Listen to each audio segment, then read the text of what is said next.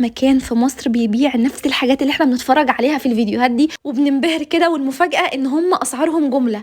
ملحوظة قبل ما نبدأ الفيديو، ده مش اعلان. هتنزل النزهة او تنزل مترو محطة هشام بركات، تمشي شوية هتلاقي محل اسمه دولار امبورت، في تشكيلة هايلة من الرفايع انا ما شفتهاش اصلا في حتة تانية في مصر غير في ايكيا تقريبا، وباسعار خزعبلية، ومش كل حاجة كمان موجودة. بصوا يا جماعة، انتوا متخيلين شكل الحاجة؟ حرفيا مفيش حاجة عجبتني في المحل كله قد البراد ده، جبت باقتناع تام. يا رب ماما ما تشوفوش، بجد تحفة، بيتحط على النار وفي مصفى كمان، شكله كرييتيف قوي. هم عندهم فرايتي كتير من الرفايع بالذات بتاعة المطبخ، بس انا هوريكم اكتر حاجة عجبتني. شايفين الدورة الكبير ده كده بيتحط. بنشوف فيديوهات الصينيين واليابانيين على السوشيال ميديا، اشكال مختلفة جدا من اللي استبت الخوص، واطباق تسالي نحاس مختلفه، بس ده كان اكتر حاجه عجبتني. بس اكتر حاجه عجبتني في المكان صدقا هي البنوته الاموره دي في اعدادي وشغاله معاهم وشقيانه جدا. اتمنى لو مدير المحل شايفني دلوقتي كافئها ولو بحاجه بسيطه على مجهودها وهي في السن الصغير ده.